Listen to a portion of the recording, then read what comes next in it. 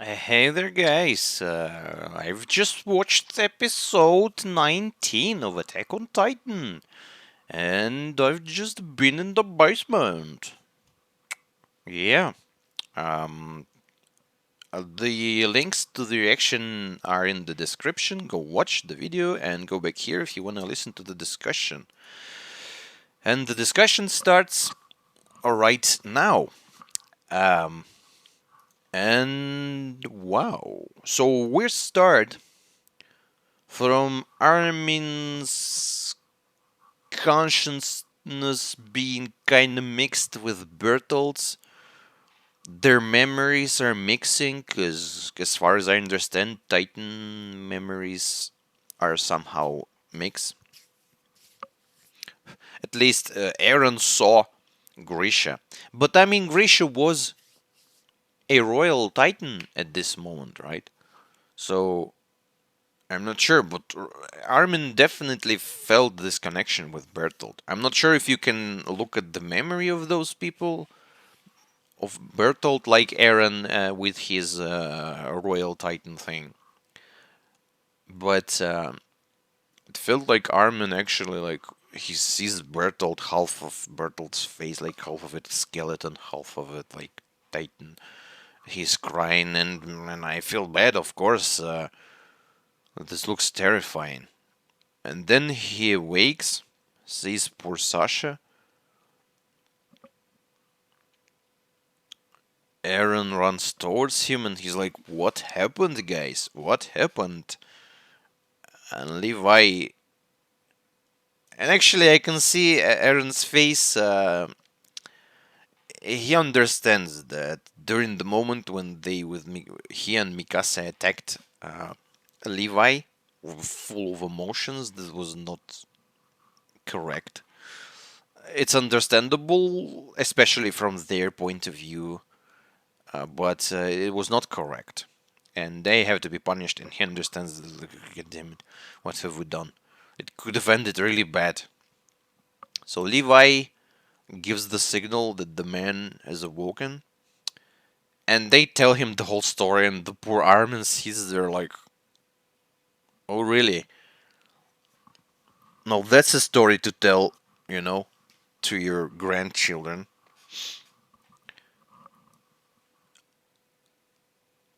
And Connie gives Sasha some water, nice. Give poor girl all the care you can give. So Reiner got a recap, almost threw up, but he didn't then. And as I've said, he started saying like, "Are you guys stupid? You should have resurrected Erwin." And actually, everyone is agree with that. Kanji's agree, Armin's agree. I mean, Eren and Mikasa, their faces are looking at each other like nice frame. Um, Eren and Mikasa are not very agree with that, but like the reason tells you that you need Eren. But Levi, like, I choose that. It's what was my choice. It and even though Levi says he's not regretting that, I kind of deep inside I feel like he might regret that. Not like regret, but doubt about that. You don't need to regret, but you may doubt. Like, was it correct? I'm not sure. I'm not regretting that, but I'm not sure if this was correct. Because Levi tried to act towards Erwin like, oh, he found peace, let's not disturb him anymore. But I mean, he found peace but lost his dream, and he was not old, he can live more. It's not like his whole life was fighting and in a way suffering, right?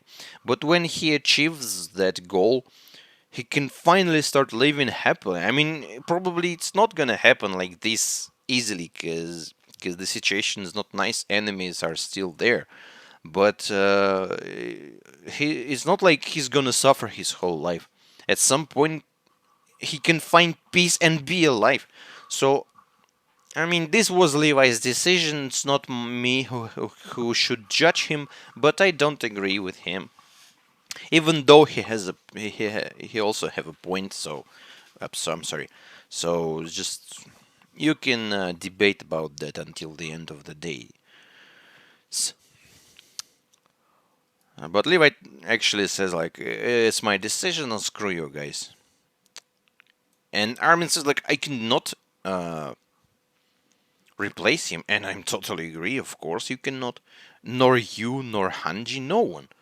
Though someone of them, either Hanji or Levi, says to Armin that you are have also exceptional abilities, and I mean he's smart, of course, yeah. But I don't think he's like smarter than Erwin. Maybe he's smart. I don't know. We didn't. We haven't, let them do the tests or something. It's not proven, but maybe Armin a bit smarter. Maybe. I'm not saying that he's not, but like, you do not win wars with only your brain. And Erwin was the man of like dozens of great qualities. So then I'm not gonna. I'm sorry for again for starting. I just cannot. You know, it's gonna be interesting, and it's good way to continue Attack on Titan. Just let's imagine we have this story, right? And we have some crazy branching points here and there. And this was a very incredible branching point. We have to choose. It's like some games you have like branching points. You choose this, and the story goes this way. You choose this, and the story goes that way. And this could be nice for the author. It's like Attack on Titan is finished, so the story is complete, totally and completely done. And what if Hollywood does something and says like it's done? No, if you give them money, enough money, they're like, oh yeah, you want more? Okay, we're gonna create the stupidest thing ever, but we're gonna give you a sequel. Star Wars new trilogy. So this is the excellent example. If you're giving them money, they're gonna continue. And if the author says like, no, I'm not gonna continue because my story is complete, and if you're gonna try to continue, what you're gonna try to continue, like some prequels or like sequels with like kids again, titans attacking again, or aliens attacking, or giant whales, or birds finally showing their faces. I mean, you can create a whole bunch of crap just to make people watch and pay money and stuff. But a real interesting way to develop kind of sequel, maybe not full sequel, but like some few OVAs or something, is create it's, I don't know how to call that. It's kind of like interquel, but it's like events that happens like alternative quel. It's like what happens? What would happen if Erwin would have been chosen? And you can actually see absolutely completely different picture. Maybe it's going to be better, maybe it's going to be worse, but I'm up to see that. Like, it's too bad I don't have money right now, but I'd be like dropping money at your face if you can help me with. If you can give me that type of story, I'd like to see what's gonna happen with Erwin. Maybe I'm gonna like Armin more after that. Like you guys. I saw Reiner in the future, so yeah, I like him now. It's a very interesting concept and nice way to kind of continue Attack on Titan without actually continuing it. You're getting all these characters, you're getting all this crazy story, you're getting this amazing world, but you're getting everything different. This is great. I'd like to see that. And I think this was the biggest point in the story to change. I mean, there could be point in the story that coup d'etat didn't wasn't successful, and like Rodriguez just erases every memory, and his story like, Aaron, nice, tasty. But I suppose it's just gonna end the story or something. So, yeah. And let's continue with the discussion of the actual episode. And they show poor Erwin lying there. At least they left him on the bed, like gave him a little vase with a flower that looks beautiful, man. This man deserved much more. He deserved the huge ass statue in the center of the universe, but at least some. I wonder who was the one who left these flowers, because you can see like he have flowers here. Someone was nice enough to give him flowers. Oh man, this is so freaking sad. So they all feel kind of depressed, and I mean, there was like it was super difficult to make a choice. And then Sasha finally says, like, "Shut up, people. Could you please discuss stuff somewhere else? Cause I am like feeling bad here and suffering." Nice girl. I'd like to hug you very much. So what? We have Armin, Aaron, Mikasa, Jean, Connie, Sasha, Levi, and Hanji. And this weird guy. 9 people. So it's 9 people, and I counted a bit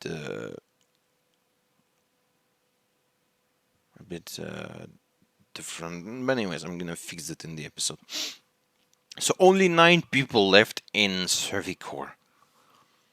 Considering one of them is uh, hurt really badly. The other is the commander without an eye. I mean, I'm not. Maybe she has an eye, but with a damaged eye without glasses, she can see pretty bad, I suppose. 2 others were like kind of not deserters or whatever it's called, but they're like insubordinate actions and stuff. And the last one is like crazy guy who speaks about demons and stuff. So yeah, Cervicor is like more like a circus now. But we have 2 titans, yeah, nice circus.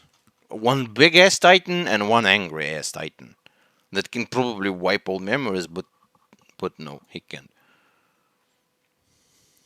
This is crazy. And so they're going towards the basement and they see this beautiful moment. I mean, it was just, I've spoken about it. It was beautiful. It was actually amazingly beautifully done. Then Levi opens the door. Nice. Never thought like we're gonna open it this way. But yeah. So they found the basement, and there were actually a lot of books and a lot of medical liquids. But I suppose it was all legal, so to say, and from this world, while he kept 3 more books: the green one, the kind of black one, and the brown one, with the tissue like filled with special liquid to like so they can preserve much better. So basically, what Grisha gave us is not some liquids like Titan transformation stuff. So he's not like a genetic scientist guy, I suppose. He only gave us history. And I hope this is a good one, because at least we have 3 books, so it's a lot. It is a lot, so I really wonder what's up with that. And I suppose he started from the very, very far away. So, like, how many years that was? Like, I don't know how old Grisha is, but he died 5 years ago. And at that point, Aaron was here. And at 10 years, Aaron was living. and 5 years they were living with Carla, not having Aaron. So like 20 years. Grisha is was 20 years when he arrived here, and I suppose he should be kinda at least 18 before that. So he's somewhere near 40 years, I suppose. Maybe 30, let's say 40. So it's like almost 35 years or something back, the story he's telling us. And they found the picture in actual man, and Mikasa has boobs, man. I mean, she's still, I suppose, she's still not. I still should not, because you're gonna scream like a pedophile. But look at this woman, like she has all the features, man. I'm sorry, I'm not thinking about the age, because she's a cartoon character. And like, how can you look at this guy and tell, oh, you know, he's 15, and oh, you know, he's 30 something, and you know, she's 15, and you know, she's 30 something. Like, they're all like 20 something for me. So don't judge me, please. But because, man. But then, yeah, the episode we actually wanna. And they touch each other's hands and open the book. And here's the photo, a black and white photo. And they remember Erwin. Fuck you. Fuck you for reminding me about Erwin again. So, this photo. Let's look at this photo. Oh, what have I done, man? I wonder, have you saw all the things there? I'm sorry.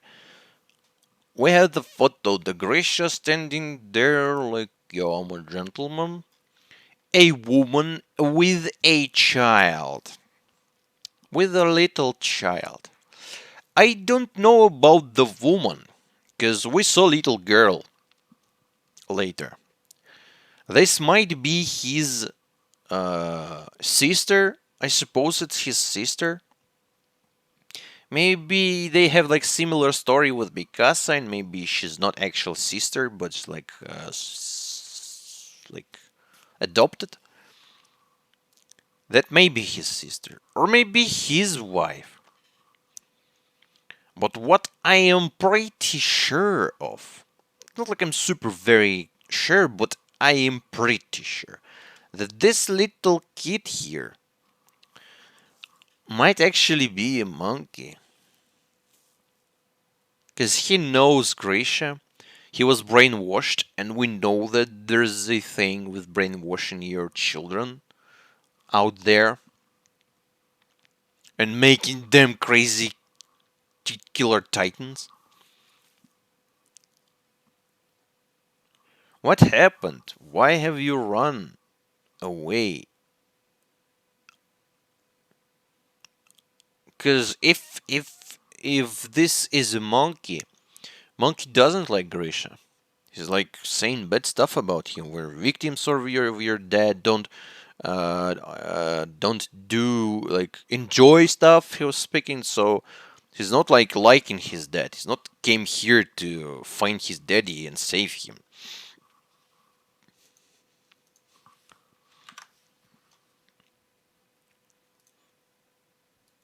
And yeah, the text explains that this is an actual photo and explains what the photo is. So their technology is very different from ours. But our technology, I suppose, also have some interesting stuff. And yeah, hurry Faye, we don't want to miss it. To miss the blimp. Wait for me, Grisha. Hold on, you two.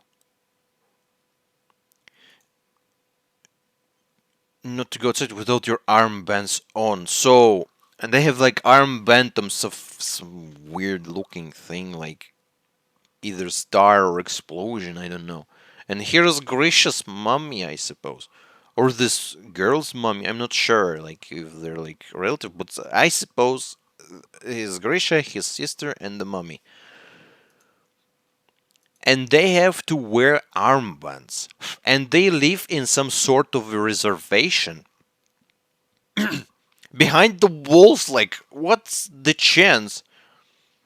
But this is not like our walls. It's like a big wall, but a reservation type of a wall. Maybe like 3-4 meters, a big one, yes, but not as ours. It's not to protect them from titans, for sure.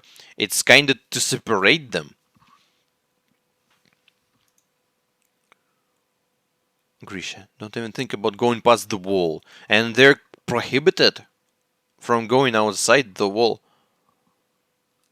We know, mom. And there's, yeah, I can see people going around with these armbands. This woman, I'm not sure about this man. I haven't seen his armband, but does the woman has the armband? And the blimp without any sign on it? Not everyone.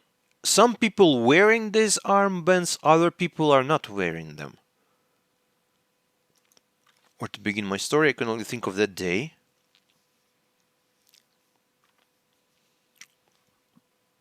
They're so excited to see the blimp.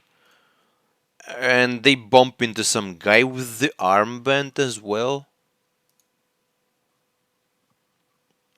He knows Grisha, by the way.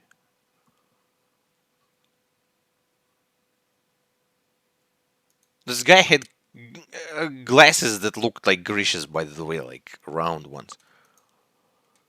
The little girl is so excited about this blimp. If I become rich. And he says, like, you cannot. It's impossible for us to become rich. Who are you? Why are you living in the reservation? And why it's impossible for you to become rich? I mean, I kind of understand why, because you're living there and you're some sort, you're like separated from the world. The girl still stays optimistic and hears like, yeah, it's like military kinda. And I saw like here is this guy looks exactly like the guys from the moment from season 2 when we saw like you remember Ymir's backstory? She was sitting there, and the guys with blue uniform and guns appeared with like caps and stuff.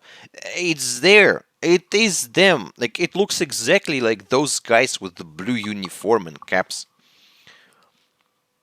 Is this the same place? At least, is this the same guys? Was Ymir also living here within this territory? I don't remember armbands. And I remember Ymir's place had mountains and a bit different buildings. It was more like Eastern Arabic kinda a bit. But this looks super European, like Britain, France, Germany, like some type of like big European country of like this era of blimps and stuff. This is exactly this type of guys. And to go, man, what's up? My mouse is doing weird stuff. And to go out and in, you have to have documents, So they're living in a reservation, and it looks dirty.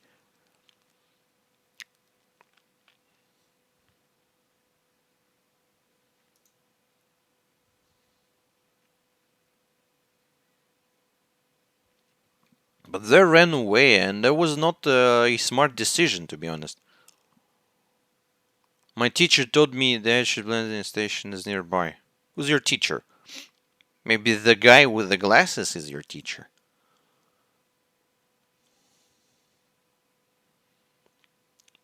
But mom said we can't go past, so I suppose it's their mom. So they're both relatives. I can go past the wall. Just for a little bit. They're running away. When I was a mere child, I came face to face with the truth of this world. Man, the next episode's gonna be Foya. Foya. I'm gonna need Extinguisher, I suppose. It's great to have it. I'm not sure. Maybe it's already out of data. I have to check it, by the way. So, whoa, here we go. Grisha lived outside in some kind of reservation, and it wasn't a free life. I don't know the reasons for them living like this. But it's not too far away from the life we're living, from the life we're living here inside these walls.